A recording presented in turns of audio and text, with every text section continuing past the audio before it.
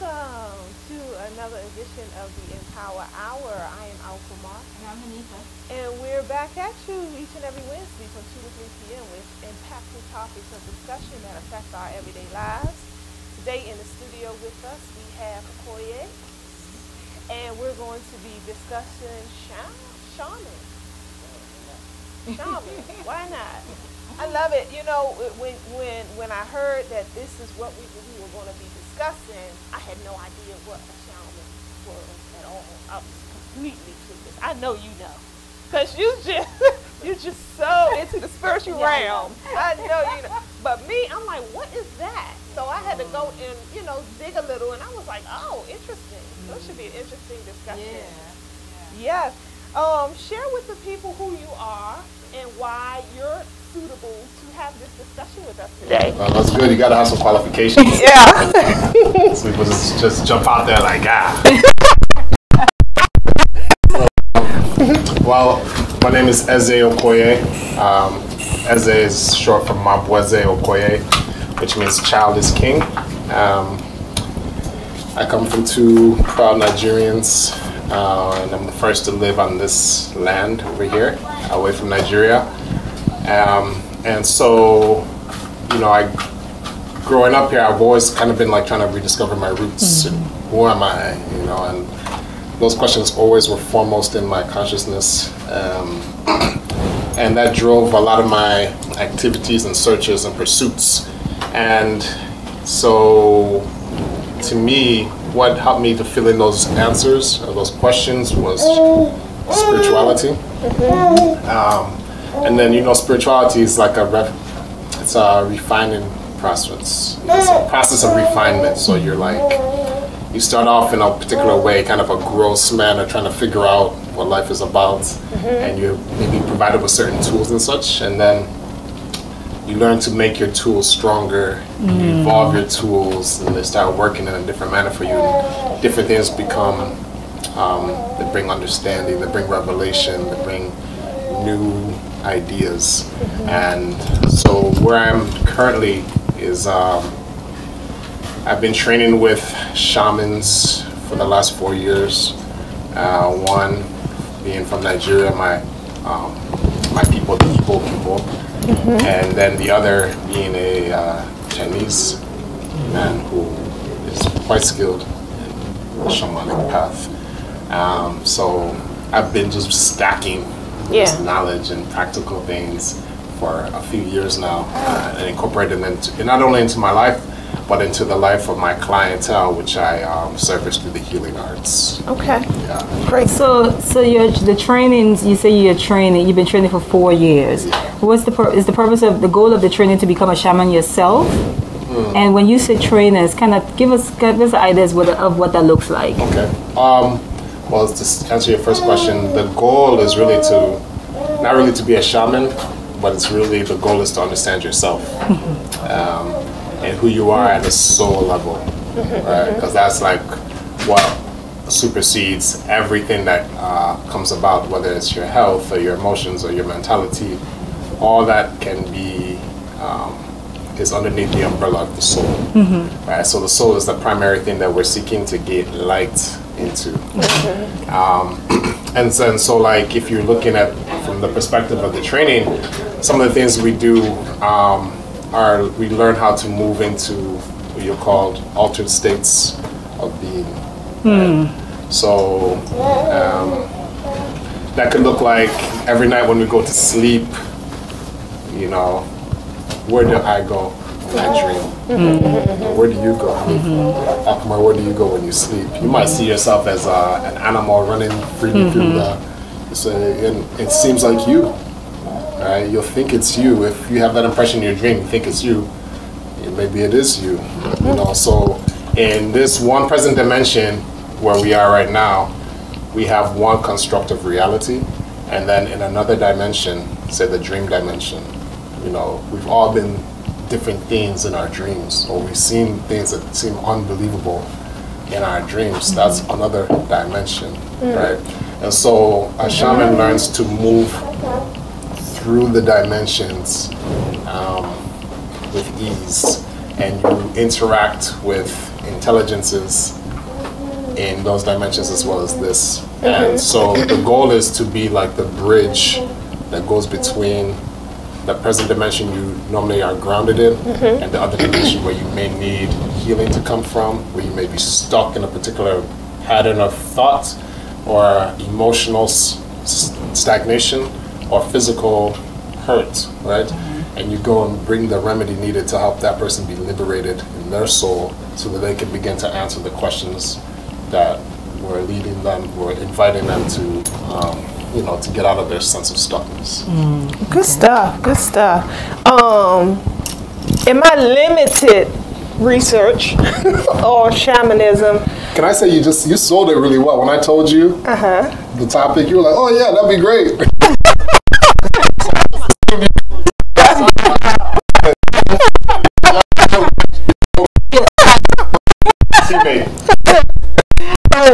So the purpose of a shaman is what? Yes, it's well, let's just look at the word. Like if you look at it from Igbo land, we call shamans dibia. Yeah. Right. D meaning husband. Abia is like of meaning something that deals with like knowledge and wisdom. Okay. Right. So we have the husband of knowledge and wisdom. Right. Like the word obia? Kind of, yes. Obia. Very much like this. Yeah, okay. See the connection being made. But that's how we are as African people, right? We have, this is like this undercurrent of this African knowledge. Yeah. And all you need is just words. Language, You see? So you have the husband of this knowledge and this wisdom. So you can see from the Nigerian perspective that knowledge and wisdom is like a feminine thing. Right? That's a feminine quality. And we want to marry that. And the people whose profession is to do that are shamans, right? If you look from the Chinese perspective, the ancient Chinese, they call that word shaman Wu, W-U, like Wu Tang. And that word Wu, if you look at the ideogram, you have this line on top and a line on bottom. The top line represents heaven, the bottom line represents earth, and then you have something connecting the two. That's how it's written? Yes. Cool. And then you have so you have heaven, you have earth, then you have the connector. On one side of this bridge is image of man. The other side of the bridge is the image of man. Right? So it's almost like man is the vehicle, man is the instrument that connects heaven and earth. And it's in this one aspect, then you move past this veil, and then you're in another aspect. And that's kind of like the dimension jumping, or the realm jumping, right? Yeah. Or the altered states that you can travel through. It's a shaman, like in certain parts of the world, and you can correct me if I'm wrong, I know this is a term that is supposed to be like a derogatory term. Are these the people they call witch doctors? Or we talking about herbalists here? I mean, I'm trying to... Okay. Some people may refer to shamans as witch doctors. But you're right, it's like derogatory. Yeah, I know, Somebody can call me a nigga.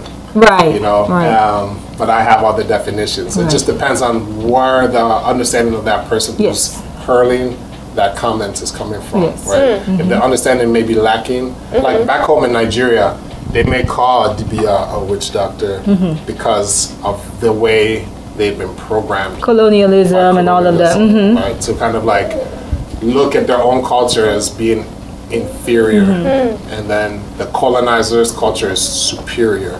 So you see people frown on traditional medicine, traditional ways of preparing food, traditional ways of culture, traditional ways of religion, in favor of what the former colonial masters had taught them as what is the best. You know, interestingly, you mentioned Nigeria, but if you go even in parts of the Caribbean, right, African people across the world, even New Orleans, I mean, you could find them right here. It's very interesting that when we get to the point of we cannot figure out what's wrong, we seek them out. It's very interesting, you know, but like you'll go to the doctor first, you know, but it's like, no, stay away from those people. Christianity also plays a very big part in that, which is still connected to colonialism, but they still seek those people out when they can't find any earthly explanation.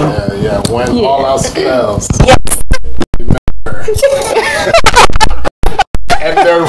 not be witch doctor at that point.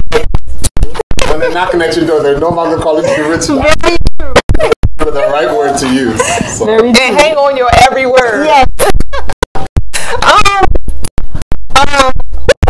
Shamans. I mean, can a person train to become a shaman, or is this a gift that is given to them at birth? Good question. If you ask me, all right, like everybody has the inborn capability for shamanic healing. Okay. Shamanic talents and gifts, right? It's inborn. It comes from God. However, just like I don't really watch NBA too much, but when it's playoff times, I do kind of keep my eyes on, what's happening. What's happening.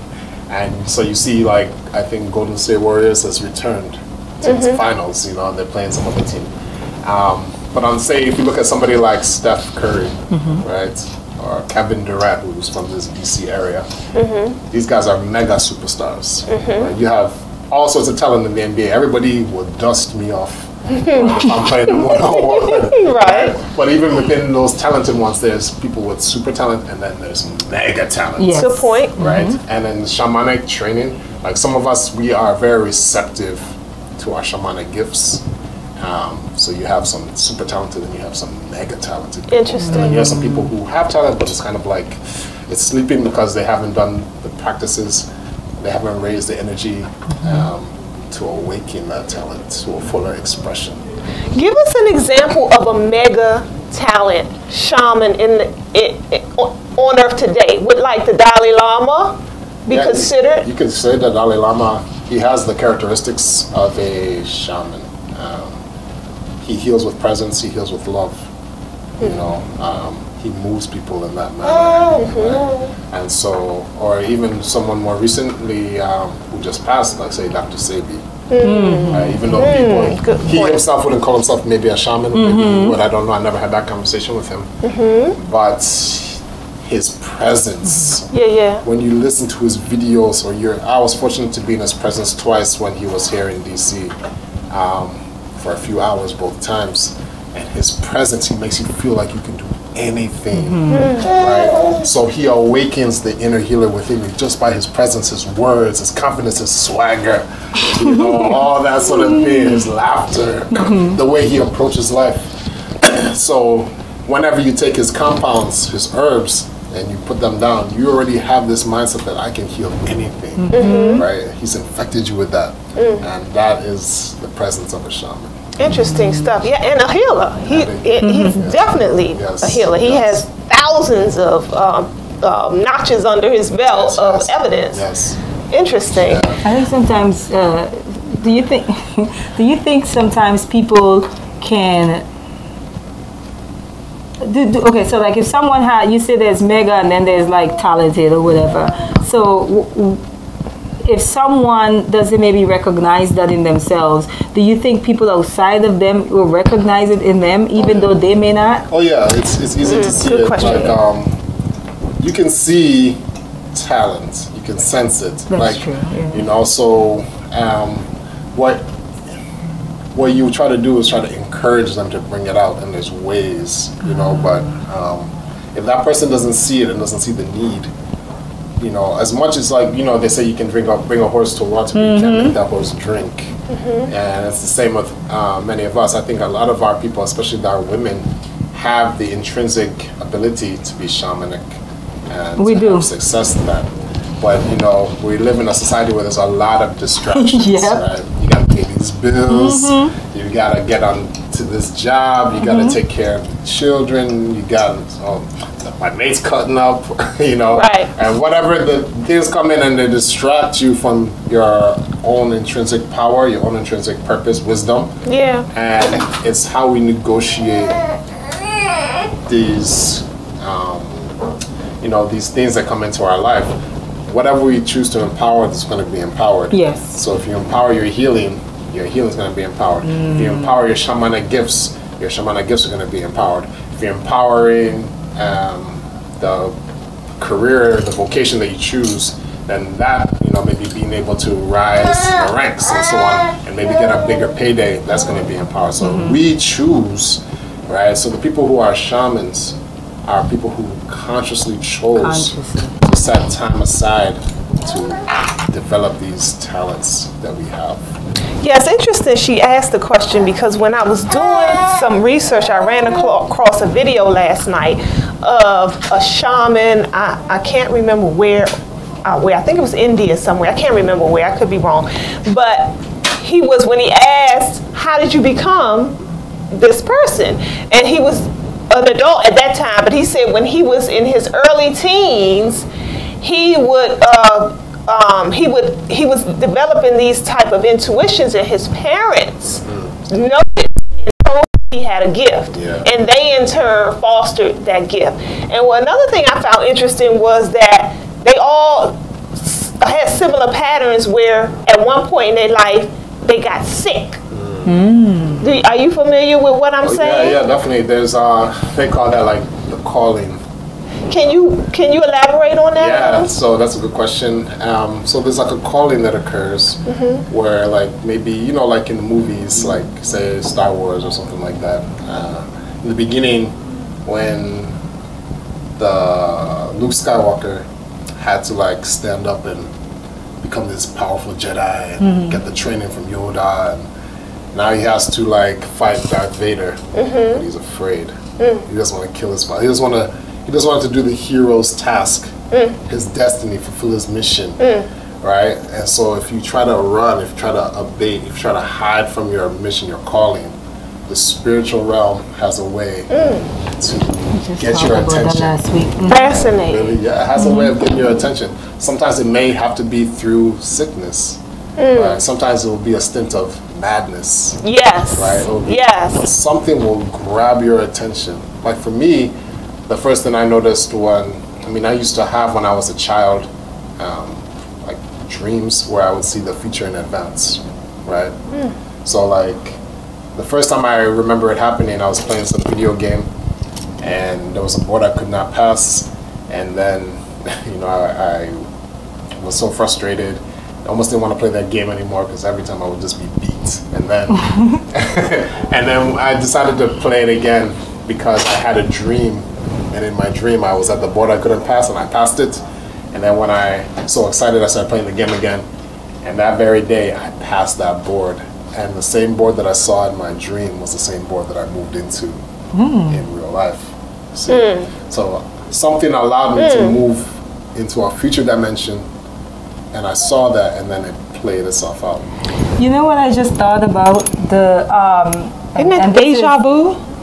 It's like a deja vu. It's like a deja vu. It's like a deja vu. I just thought about when you're talking about if someone is abating or running away from, and this is the the residue of Christianity coming up here, but that's okay because some of the stories I've learned that you can apply them to life, right? Yes. And so the story of Jonah, most people only know the story of Jonah as far as he was swallowed by a whale, but they don't know. They don't talk about what happened before. Like Jonah was on the boat, and it was because of him that boat was in that storm, and those people that was on that boat knew, and there's like somebody on here.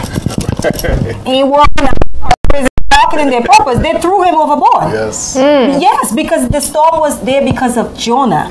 And once they threw Jonah overboard, then everything settled. It was because he was running away from whatever his purpose and his mission was. Oh, fascinating. Yeah, so those stories still could apply to like real life. Is exactly what he's talking about. Yeah. Which rolls right into my next question. Is shamanism a religious practice? Would you consider it that? I wouldn't consider it a religious practice, but I would consider it to be the source of all religious practices. It's a source of all religion. It's a source of even all medicine. But it's not. You can't be confined to that classification. You know, so like priests. If we say like, you know, so some things that I do. You were asking about practices earlier. So there's meditation, right? So it depends on what I'm looking to do. Say like if there's a meditation I was taught to deal with what we call Ife, or light in Nigeria, right? So some shamans work according to bringing or summoning light and then throwing light upon the medicine or upon the person or allowing light to move through their hands to dispel darkness, which is what guru means, you know. And in the ancient word for a teacher in Kemet was that dispeller of darkness.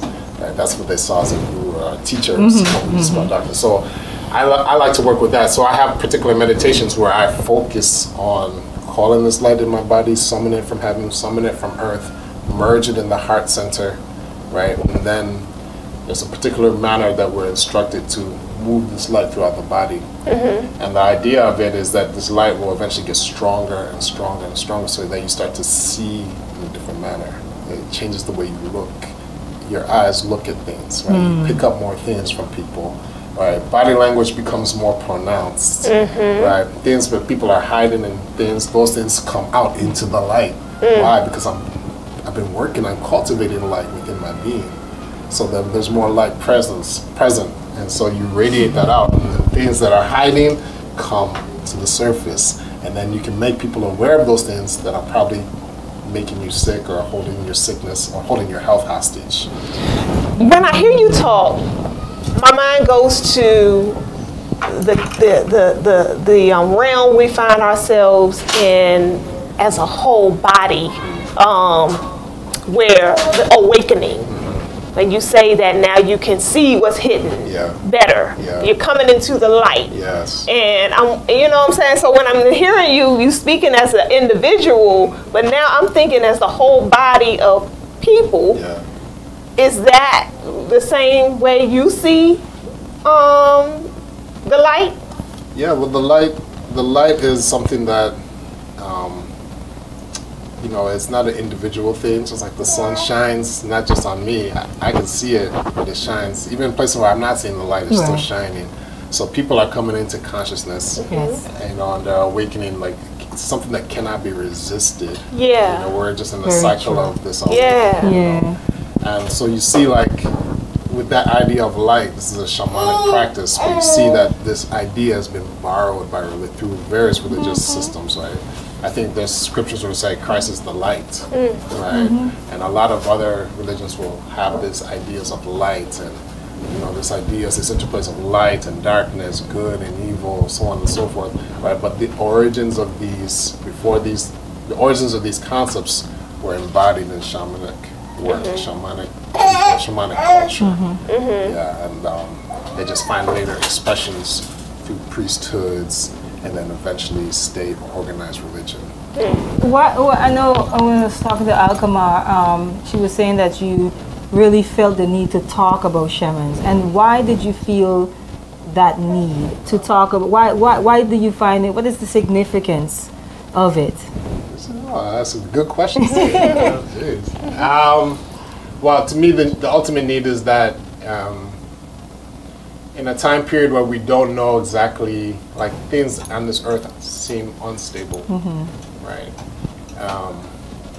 So imagine if something happened to these shores, like, say, happened to Haiti when the hurricane hit. Yeah. People were dispossessed of the land and their homes, no power. They didn't know where their foods were coming from. Puerto Rico. Puerto Rico even more recently, right? So imagine a state like that. How does one survive? How does one thrive, right? If you cannot no longer rely on this government, say what you may say about them, you know, but we have steady light, steady food, steady water, so on, certain protections. If that is wiped away, how are you going to get by, right? Well, the good news is that we're outfitted, or we have within us the abilities to have all that we need. You know, we just have to know how to turn those things on within our being, within our persons. And so shamanic practices teach you to be very self-sufficient, right? And so if you're no longer relying on others to bring everything you need, but you're relying within, you know, the creative aspect of you, the creator that's laid within us, the ability to self-heal, the ability to figure things out, we call that wisdom, right? The ability to apply that practically, that's knowledge, right? We have these skills within us. We just have to learn how to go and awaken those skills back and to bring them out. That's what education really is all about, you know, to bring something out, to call it out. but we in America, or even the world over, a lot of those tools to call these things out have been hidden. You know, maybe by ignorant culture or a culture that's bent on keeping us suppressed, right? So you can have a decision here. Either you allow yourself to play the role of victim, woe is me, the man did this to me, the government this, the white man, or you can take the role of, no, I'm going to take responsibility for where I'm at right now. I may understand all these implications outside, but I'm not going to allow that to dictate how I'm going to move, how I'm going to grow, what I'm going to blossom into, right? And so this is the idea. More of us took more responsibility for our own spiritual state, our own spiritual culture, spiritual power, and its development. There's no way we could find ourselves in the conditions that we are seeing today. And to me, that's the biggest appeal shamanic culture has in the world today. Powerful stuff. Well, I noticed that a lot of people who have these type of gifts are always soft-spoken, kind of calming energy. So what is that? How does that relate to how do you deal with your emotions? Okay. Well, I'll just say that there's some shamans that are quite rowdy. Rowdy. Yeah. Oh, okay, so not all. Yeah, all spectrums. Okay. I've seen a whole bunch in my days, so I know. You know, but as far as the emotions go, it's a very interesting question because, you know, the most important thing that a shaman or someone, say like a priest, priestess, will tell you is you have to know yourself, know thyself, right? And part of knowing yourself, what this self is what composes, what are the aspects of self? Well, what are the aspects, I should say more precisely, the aspects of being, right? This being that we represent. And part of the being is this emotional self, right? So if I just say, like, we'll just look at the Chinese scheme, because it's very clean. They have these, what they call the 5 elements. Maybe many of the viewers have heard about these: fire, earth, metal, water, and wood, right? These are like the 5 elements, and these are merely metaphors for types of behaviors, right? So, for instance, a fire type would be someone who's just always very passionate, very dramatic, all up in your face, and so just, you know, the life of the party, the lifeblood of the party. That's the fire types. They just love action, they love activity, they love to do so many things. They're so busy doing this and doing that, and doing the next and doing that. That's fire type. As opposed to, say, a water type, who will be much more reserved, calm, you know, much more reflective. Maybe like in a room full of people, they're just to the side doing their thing, kind of like their own island, and they're perfectly sufficient within that expression, right? And you have the earth types, who are like the great accommodators. You know, whatever you ask them to do, they're gonna do, because their ideas, like, they want to make sure that you're provided for, you're sufficient. And sometimes earth types will do so at the detriment of their own health. You know, they just pull in so many directions so they can't say no. These are like the astrological signs. The fire signs. It's the same signs. Wood people are people who have a particular aim. You know, if you want to motivate a wood person, you have to give them a goal. You can't just say, goal oriented. You can't just say, take this medicine. Take this medicine so you can fix your eyes. Right. They're the why. They're the why. Like, why do I need to take the medicine? They just need a direction. Yeah. If they can see the direction, they're going to go, and you motivate a wood person. Right? And then there's metal person, and metal people are very much concerned with ideas of right and wrong. Right? They're always balancing, they're judging all the time. Nah, these people over there, stick away from them. No, their head's not right. Their head's not right. They're judgmental, you know. So if you find yourself always trying to, like, they have issues of morality. Yes. Right? Like, I think we all know somebody in our lives like that, like every single one of us, yes. Yeah, you know, they're sticking to that. So, and there's no bad or good about each sign, it's just how they are. So in shamanic work, you know, in the year, the span of a year, we move through these different cycles, just like in astrology, right? You move through the different signs. And if you spend time, like right now we're in a fire cycle. So for this month and the following month, my work is to cultivate fire qualities. You know, so I might be staring at candles, right? That's fire. It might be sun gazing, moon gazing. That's fire. That's light. You know, I might be drinking herbs that have fire energy. My qigong movements will have fire. I'm working on the fire channels within my body: heart, small intestine, pericardium, triple meter, right? The foods I might be eating more have more fire qualities. I might be adding more pepper and things, spice things up, you know, get things warm. My activities, I might be actually now jogging or running, you know, doing things very active, athletic, right? All that cultivates fire energy. So then I know fire from my body to my meditations to my emotions to my mentality. I've become fire. So now I can relate to fire people when I come across them. When they come into my clinic, I can determine, oh, this is a fire type, fire person. I know what motivates them.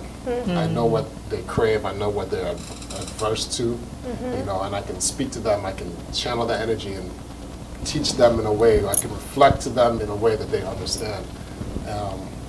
And I can also help reveal to them, you know, what might be hanging them up that's causing them to come see me in the first place, whether it's some kind of emotional issue, you know, depression, or, you know, they'll feel you have enough of this, or you have some physical complaint. I can now reflect to you in a way which you understand because I'm speaking your elemental language, you know, and that message goes in deeply. Right? And so it's a whole thing of learning to move through the different elements, and you really get to learn them, do your best to master them.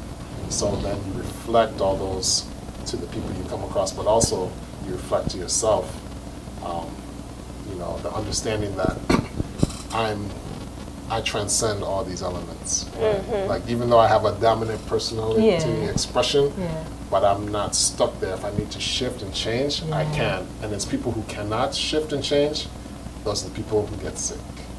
Yes, and that is going into another thing that I was looking up, soul energy, and how a shaman was explaining how some people's energy leaves the body during traumatic states, and sometimes it's not able to get back.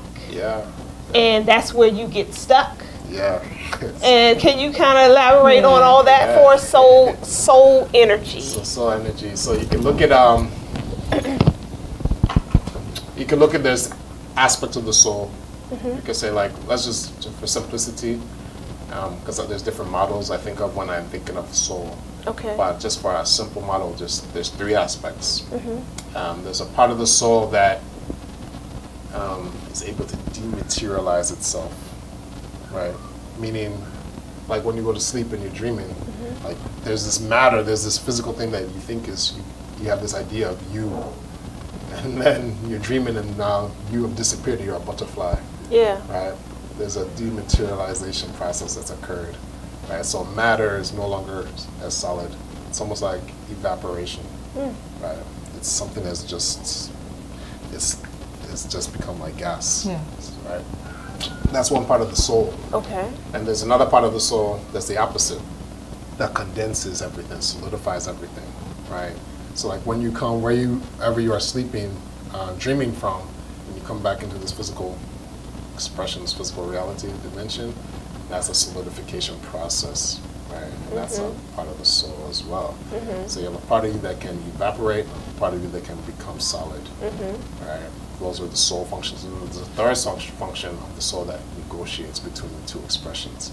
And if you can appeal to that aspect, then you can kind of like balance where you need to be.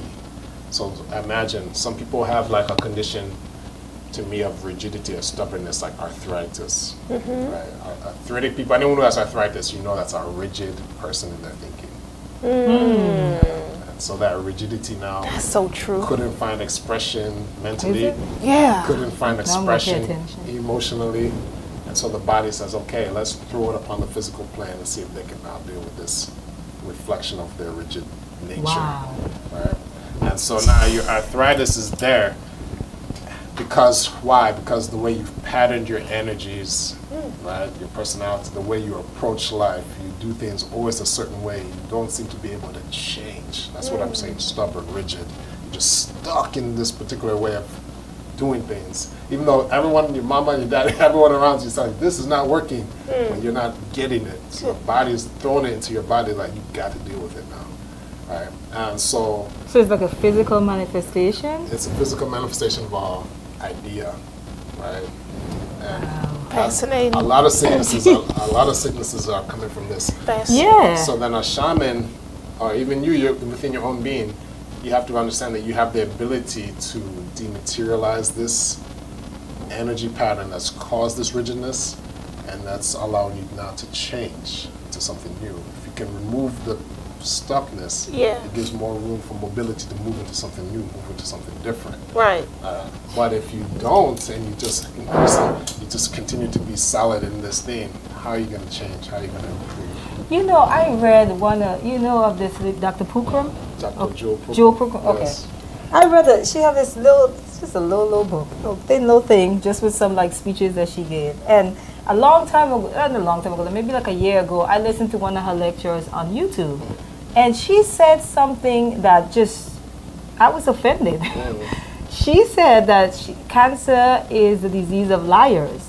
And I could not swallow that. To this day, I still process it. And I actually recently read another book of hers, and she talks a lot about how these diseases that we are manifestations of just like our thinking and how we, and I could see some of it, but that cancer piece, the reason why I was like offended is like, we know so many people that have died of cancer, and like, your great-great-grandmother or great-grandmother or your grandmother that was so sweet, like, no, she's not a liar. You want to defend that, And so I had to really step back and say, let me just look at this, because I know some people have recently died of cancer, you know what I'm saying? And when she said liars, she means like they're not living in their authentic self. That's what she meant. Thinking. No, that's what she meant. She said As that. you say it. She said they're not being authentically who they are. That's what I'm thinking. And I'm like, that's a ton of people, but look at how many people are having cancer. That's excellent. It's an epidemic. Yes. So I would fully agree with her that there's different ways people can lie. Yeah. Yes. Like you can tell a bold-faced lie, like, and you lie to yourself. You lie to yourself. Yes. See, and so like, for instance, and this is not to put this guy down, wherever he is, if he's watching this program, no offense. But I was at this herb shop the other day picking up herbs for some clients, and this man who was at least, if I'm being generous, maybe 385 came into the space. In weight. In weight. Yeah, his weight was at least 385 pounds. And he asked the woman behind the register, who may or may not really know about health, is this herb good for me? He had some herbs. He had some bags he had a package of tea. He said, would this herb be good for me? He didn't say what he needed. He just said, would it be good for him? I'm thinking, how can she answer this? But I'm just like, I always light up. Yeah, I'm like, interesting. This is like, I don't watch Jerry Springer. This is like my Jerry Springer. This is my entertainment. And, I looked at her reaction. She's like, well, is anything going on with you? Right. And his immediate question, he looked, I could see it shut his eyes. And he says, no. And I was just like, okay. And I just bought my stuff and just walked away. Yeah. And so like the lie was, this man was morbid. I wouldn't say morbid, he's very obese. He wouldn't be in the herb shop in the first place if probably something wasn't going on. Yeah, correct. But he wasn't willing in that to admit something was wrong. Yeah. Right. And a lot of us, and I'm not faulting him, because a lot of us do that in whatever circumstance we find ourselves in. How are you doing today? I'm fine. Yes. Yeah. But yes. you know what you're really going through. Yeah. You see? So it's like these little untruths told over and over and over again, you may start to even believe that in a manner. Right? Subconsciously. Yes, and then that's where the disease takes life You've and now it's shifting your energy. Shifting your energy. Wow. And whatever your energy is at is going to manifest eventually. Wow. Right? And so these little untruths told enough times can become the roots, the seeds of cancer or some major degenerative some disease. other disease. Yeah. I heard the man speak of being stuck when he said, he gave examples of being stuck. He said people who don't feel fulfilled in life, those who are suffering depression, organ breakdowns, hence cancer, suicide thoughts and tendencies. He said these are the type of people whose soul energy is normally stuck in a pattern, in that they need work to be able to realign the energy back to a whole, holistic, healthy place. To center everything. And I thought of the chakras. Wow. And the purpose of aligning your chakra. Exactly. It's how all this interconnects. It connects. I mean, fascinating. In my practice, right, the first treatment, I always give a choice. I say we can work on this particular issue or we can work on this particular issue, right? But my first treatment, whenever you come to see me, I'm normally looking to do what I call a soul alignment, where I have you on the table and I've made, you'll see some water and you'll see some clay and you'll see some essential oils, you'll see some crystals. Right? These are my major tools. And I've made that water holy. So it's holy water that I use.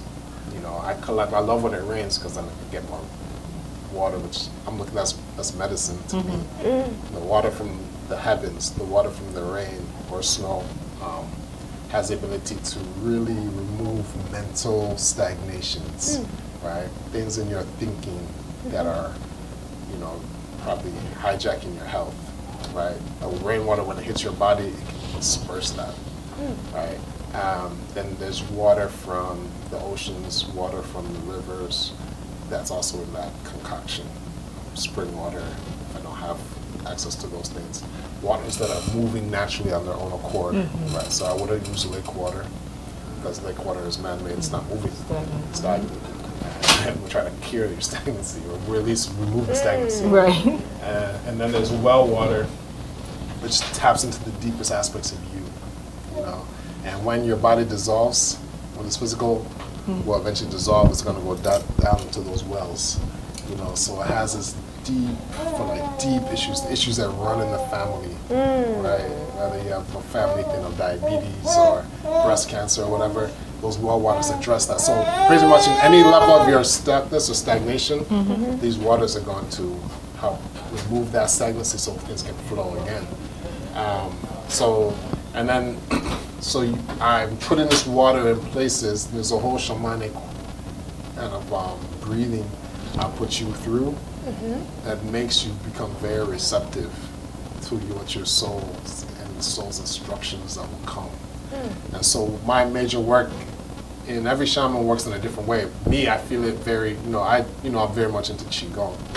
So I'm feeling energies powerfully, right? Energy spirals or vortexes. Like I can just put my hand here and I can feel what activity is coming from the two of you, right? Just from how, so I can just be here and I can, okay, the head is feeling good, okay, the shoulders, okay, oh, something in the chest here. And I'll ask, did something happen in the chest? Oh yeah, how did you know that? I was injured here. But I can feel where the energies, the chakras are moving or not moving accordingly. And that's the places that are signified like it needs work here. So either you need to feel energy there or you need to remove energy from there. And I do so with my oils, with my crystals, with my hands, with my prayers. That presence is what allows those things to be balanced. And when they're imbalanced, then your soul is aligned. And when your soul is aligned, it can put everything else under control. Right? Wow. And if there's things that are blocking that control, those things will be revealed to you during the session. People will have visions, or I just haven't thought about this, something that happened in childhood, or thoughts, different things will come to the person's mind to put them back in the level of power and strength that they belong. You mentioned something that I still overheard. My mind is still dancing with it. You talked about like people the importance of talking about shamanism right now, right? I hate to add ism, but you know, being shamans. Yes. You're talking about that, you were saying the importance of it is that people need to know. In other words, I feel like it is an avenue of liberation. This is because what you're talking about is real freedom. You know what I'm saying? To where you are self-sufficient. You recognize that the things that you need don't come from outside of you. It comes from inside of you, right? You're talking about manifesting. And I'm still dancing with that because I'm like, it's like sometimes we know it. Something in us tells us that, but everything around us tells us no. And so we're in this battle of who do I believe? So how does that apply to, because I feel like the thing that has most of us held hostage is this thing we call money. So how does that apply as far as money? Because the fear of not leaving jobs that is totally working against our wellness, right? And our just our overall well-being in life, you know, jobs that just have us just sick. Right? Certain situations, maybe family situations that are toxic, that we really need to start planning an exit strategy around, but we're afraid because there's something keeping us there. There's fear. So how does what you talk about as far as the importance of shamans, how does that connect to the fear that's also connected to money? I think a fear of lack. This is a good question. So, you know, what makes a really good shaman is someone who questions everything. Right? They have an approach where they're questioning everything that they see in life, right? Because you know, you don't see a thing running without a shadow. There's always something behind what you see, right? And so, with the question of money, it's not really money that people want. It's what money they think can bring them. Right? What does money represent to that person? You know, nobody really is that turned on by Ben Franklin. Bills. By bills. You know? Correct. But it's the ideas of what this can bring you. A new home, new car, new status, so on and so forth. Power, right? You know, get out of the hood so I can be safe. Or integration, I can have friends that are, you know, from different lands. So whatever it may be, there's different things that motivate us. So really, if people are having money issues, you know, the way a shaman would look at that is like, what are the motivating factors that this person is pursuing this as an end to all troubles? You know, what is motivating this individual? Because it's really, if you get to the core of that, then you can help them be conscious of that and release that. And once that's released, then that unleashed energy now can be turned to making money, to attracting the resources needed and necessary. Because they're not going to be seeking the money to solve this problem for me. They go within themselves, resolve whatever it is that's motivating them. And at first making them think they needed money to advance. And they learn that, oh, the source of advancement really comes from me. And now once they have their eyes cleared like that, and then they look at money and how to make money, there's a difference. It's not such a ball and chain scenario, because what I see in my limited perspective is that a lot of people are afraid of what they won't have if they don't have money. Oh, if I don't have money, I can't eat. I can't pay my bills. I can't pay my car note. What am I going to do? So as opposed to what Hanifah explained, instead of understanding that you house everything you need to be able to do, but we don't have that understanding. So we grasp for money. I always look at it as looking like living in a house, and this being a house, and the eyes being with the windows to this house, and you're looking outside, and you're looking outside, you're seeing the kids playing, and they're buying ice cream from the ice cream truck, and all these other things, and you're just through the window wishing, if only I can. And you have a fridge downstairs full of food, and you have a house that has everything that you need inside of it, but you're so distracted with the noise outside of your house that you're not even paying attention to whatever resources you have within your own household. That's how I look at it, because that's what most of us are doing. But like you said, the distractions, there's so many distractions that none of us really takes the time to really go within. Go within where? From the time we're born, we're taught to look outside of ourselves. So to even tell someone go within, it's like, that's a process. Yeah. Yeah. So how do shamans approach that? So there's a lot of techniques that are given. One idea is that you first discover your own type, like what motivates you, right? Are you motivated by fear, right? Some people say, I invite people to class and they'll never come until they get sick, and then the fear of what, maybe dying, the various fears come to them. And then they're like, okay, what did you say to do? You know, I'm in trouble now. No, but that's their motivation. Yeah. You know, so for someone like that, then there's a particular set of exercises, herbs, crystals, oils that you would give them, because someone who's motivated by fear, that fear will express itself through your respiratory system, or your digestive system, or your sleep, right? So someone who has respiratory complaints, asthma, or say someone who has digestive complaints, some sort of itis, gastritis or something, colitis, whatever it may be, some itis, something that's disturbing them from assimilating their foods fully, or someone who has insomnia, hard time sleeping. That would be somebody who you don't even have to ask what's going on. You know that there's some issue tied in with their survival, right?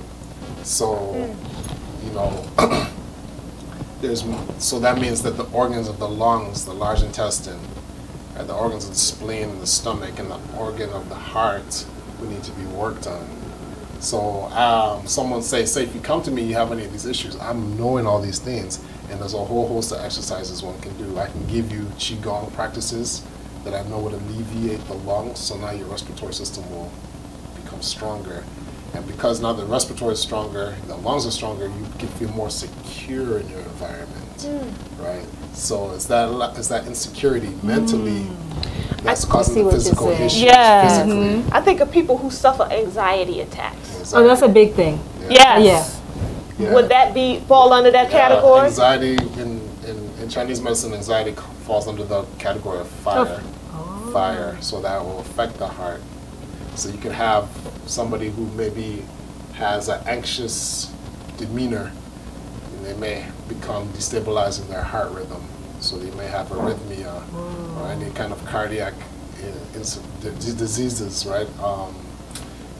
Cardiac insufficiency where like the arteries of the walls are narrowing, right? All these things are oftentimes because this person is unable to fully deal with their anxiety. Anxiety is usually connected to the heart. Yes. Right? Okay. Just want to make sure. Yeah. Okay. Yeah. So then, so ways then you can help that person get in touch with that energy to go inside the house and see that it's full. Yeah. You can construct, you can use sounds, right? So there's sounds that allow people to connect with their fire within them. Like the sound of ha, H-A, or A-H, ah. That would help one to that's the sound that is programmed to enter the fire channels, right? So by chanting that sound or singing that sound over and over again, you're going to be calling forth the energies that replicate the conditions that's causing the anxiety in the first place. And then once you have that in your consciousness, then you can dispel it, because now you're become aware of it. But if you're unaware, if it's subconscious, you don't know that you don't know, then how are you going to deal with it? So you have to put yourself in a place where you allow time to cultivate your energies, to cultivate this quietness, to cultivate this mind that's willing to go within, because we take so much time to just outside of ourselves, right? But if you take time to allow yourself to just inspect what's happening in here, what's happening with me, let me come back to me, then you can start to discover a lot of things that may be getting in your way. And be honest. And be honest. I have a question. But when you just talked about it, I went to a funeral maybe a couple of months ago in New York, and this is a church I used to be at. That's when I was a Christian. I used to be a part of this particular church. And in Pentecostals, everyone knows Pentecostals are a rowdy bunch of Christians, okay? There's no rowdier denominations than Pentecostals. Man, they get down. Yes, they do. So, but you know, I sat in the hall, and they started clapping, right? And I realized that in that clapping, and as more people join in, there's an energy shift that was happening. And I just literally, I've been in that environment many times. I guess because I'm so removed from it now, and certain things I pay more attention to, I'm more aware of certain things. I literally felt that, and I said something about clapping their hands that's moving the energy in a certain way in this place right now, because I could see it affecting. It was like a domino effect coming outside, and those people then begin to clap their hands, and then they turn the music off, as Pentecostals do. They turned the drums off, that went off, and all they had was hands and feet going. And I'm like, that you could feel that energy shifting if you were paying attention. You know what I mean? But the question I have too for shamans, like you're talking about a number of different angles or different capacities in which someone could be healed. So, like, do shamans have to have multiple disciplines? Like, are they good in herbs? Like, they have to cover everything? Or can there be a shaman where they say, this is just my arena, I only deal specifically with this? Yeah, and that's really, remember I was talking earlier about these particular skill levels of these players. Yeah. You have your standard, then you have your superstar, then you have your mega superstar. Okay. So it's rare that you see a shaman who's like a mega superstar who can have all the disciplines, whether it's skilled in magic. I don't like to use that word. I mean, I like to use that word, but I know people fear that word. So to say very skillful in the science of manipulating the spirit. Right? And then you may have someone who's very skilled in herbs. One who's very skilled in projecting energy. One who's very skilled in divination. What's that? It's like the use of oracles to kind of get information from another dimension and bring it to this dimension. I see. Right. You may have shamans who are very talented in dreams, very talented in music, very talented in dancing. Right. So they have all these things. You don't have to be particularly skilled in all these or any of these. Right. The main thing that shaman has to do is learn to connect with themselves deeply, understand themselves, be truthful to themselves, and then if they have those things, and love is the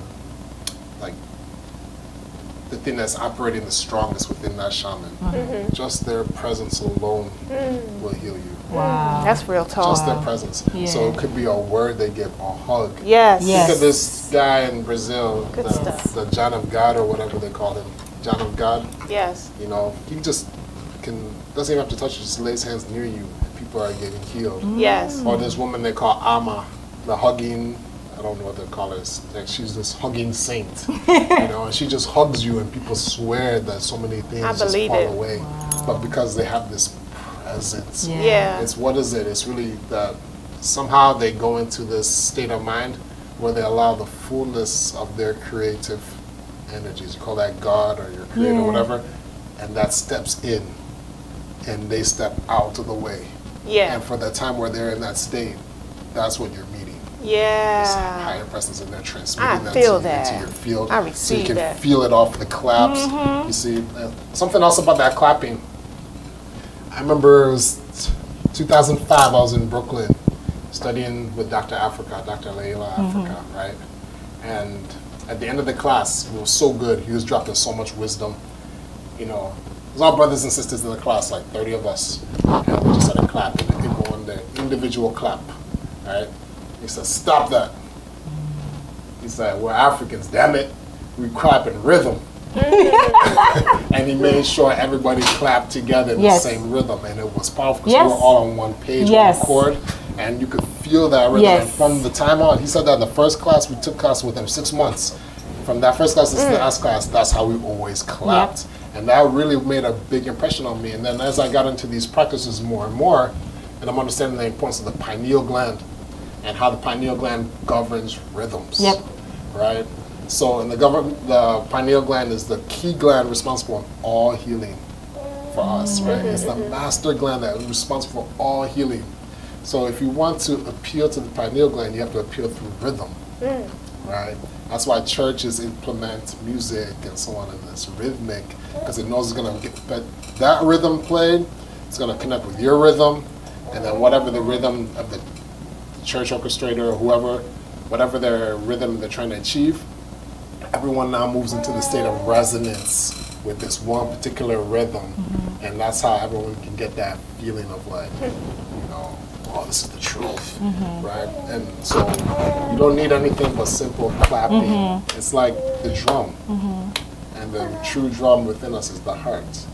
So you get your heart to move in accord with this rhythm, and everything starts to open up. You know? So you'll see shamans, oftentimes they have drums, or they have something that they're beating, because they understand this principle of rhythm. They're looking to get that pineal gland in sync with whatever it is that you're trying to get in sync. Fascinating stuff. I have so many more questions that I have that we have just completely run out of time for. But I do just want to make note that as I'm listening to you talk, it just, I can't help but to hear that everything you're saying is actually geared towards healing an individual, not popping a pill and taking some of the, you know, some of the symptoms away for a limited time, just for them to come back. Everything that I'm hearing is will actually, if the regimen is followed as it should be, will actually heal you of your ailments. I had my first person cured of prostate cancer. Oh, wow. Utilizing techniques like this, you know, shamanic techniques, herbal techniques. We don't have time now, but I brought herbs and some crystals. Well, tell us really quickly, what is that you have? So this is an herb called shishin in Chinese medicine, or wild ginger. And it's an herb that helps to open up the senses. Oh, so you smell it more than you eat it? You can burn it, you can eat it, you can drink it as tea. Well, what it's going to do, Shishin. X-I-N. Oh, that smells good. It's wild ginger or serum. And so when that's burned, or when that's drinking as a tea, hot tea, you drink that up, it will open up your eyes, so your eyes can now perceive more than they normally perceive. They open up your ears. Wow. Because remember, a shaman is moving into different dimensions. And there's intelligences, there's spiritual things in those dimensions, right? You have dimensions above, 3 above, and 3 beneath, and man is the 4th dimension. So we have access to all these. And we bring harmony to all these. So there's dimension of people who have transcended and were living earth true. Those are like the saints, and you can appeal to those. That's 5th dimension. Ancestors, the ones that live righteously. The ones that didn't live righteously, they're 3rd dimension. That's the realm of ghosts. Oh, that's another part that I want to get into. When you do shamanic work and you do it for a long time, you begin to attract those dimensions to you. You know, so the ghostly realm are people without light. And if the shaman is working primarily with light and making their body light and removing all the obstructions, the light will be there. And the shaman will now go to places, you go to churches, you go to graveyards, and these ghosts will come out. You know, you go to hospitals where people die, and they die willing, like wishing, you know, my life feels incomplete, and they don't want to leave around, and they attach themselves to people. And this is where people get mental illnesses, addictions, all these things that people struggle with. And even like sociopaths and psychopaths vibrating low. They may have something attached to them, and because they never had the work, they never came in, got the clearing, couldn't clear themselves, so they come to someone who helps them to clear. They just get festered up in these energies and it almost possesses them. Jesus, it's so fascinating. Okay, what else you got there? So this is a stone called amber. Right, you can touch that. It's very light. Right? Oh, okay. Amber is it's actually pine. Lighter than you expected. Pine, right? That the sap of pine. It comes from the tree. And it's been there for like, you know, thousands of years, and it condenses in this form. Jurassic Park. Yes, exactly. Where they had the thing in there. Exactly. So like you see, so the really good ambers have like little insects in them. Right, and those insects could have been alive thousands of years. So then it has the memory of times past. So if you want to do past life regressions, who was I in a past life? right? Or who was I at my earliest childhood? Some memories that may have come, or some situations, traumas and dramas that may have come that maybe you've forgotten. This will help to bring those back up, right? And then you can capture perverse, what you can call perverse energies within the within this. So if you're doing shamanic work over somebody and say they're possessed with something or that, something's very strong, troubling over them, you put this over them, you can program this to capture that energy. And then the shaman will just disperse it, right? Take it from you and put it into here and transfer it to something else. Wow. And lastly, so, you know, all of these are activated in shamanic trances. There's intelligences that these all carry. So you activate the herbs, the oils, the stones, what have you, to do a particular function. Just like when you pray over your food, you're praying for a blessing, you're praying for nourishment. We have this idea that if we pray over it, it's going to be empowered. It's the same as shamans. Okay. Right? So with the oils, this is lemongrass. You can smell that. Lemongrass helps to make things lift up. Right? So if you're in a state of low energy or low vibes, this will help to lift up the vibrations. Okay. Right? And then you have rosemary. I was talking about the pineal gland earlier. So this is an oil that will bring everything up into the brain. It raises brain function, raises the brain vitality. So if you have memory glitches, memory loss, whatnot, or you want to open up the pineal gland, that rosemary is something that you can use. So of course, when I'm doing my work, maybe I'm going to smell this or have this fumigating in the air. For when you come in, it's going to raise that vibration of the pineal gland. Okay. And the last one here is something, balsam fir, that's very safe for children. And it clears out, it has this ability to clear things out of the system, right? So we were talking about clearing earlier. It's chemical. It smells like medicine. Yes, yes, right? Yes. And it has these things we call chemically oxides. Oxides push things out. So when we're doing all this work and clearing, you want to make sure that you don't want to like just resolve a tumor. Or a fibroid. You can dissolve it, but then you got to push it, you have to direct it somewhere, or else it'll just be reabsorbed in the body. So physically, mentally, emotionally, spiritually, all these things have to be given direction. So this is like, if something doesn't serve you, this is given the energy to push it out of you. Wow. Okay, with no time left, tell us where they can get your information, Right, so how they can get your services. I have a website called the Meditation Movement. The Meditation Movement. It just was completed, actually just yesterday. Oh, wow. I knew it was going to be on the show. So that's how you do it. Yeah. But if anyone's interested, you can go there and you can get my contact, or you can leave an .com? email. Yeah, .com. Also, you can call me. My number is 202-403-7795. That's 202-403-7795. Or you can come to my clinic space in Silver Spring. You gotta call me, and we can schedule you an appointment to come in and just handle all sorts of issues. And like you said, it's not just physical stuff, it's anything that you're really dealing with. And we're looking to not just handle it for a short time. Yeah. We're looking to knock that thing out permanently. Right. By bringing your soul into a full alignment, awakening to what you need to be. We must have you back. Yes. We must, because I have a million questions in my head. Thank you so much. Yes. Appreciate you so much for coming and sharing your wisdom and understanding and knowledge and all that good stuff. It's truly been an honor. Yes. I'm here to serve. Okay, thank you.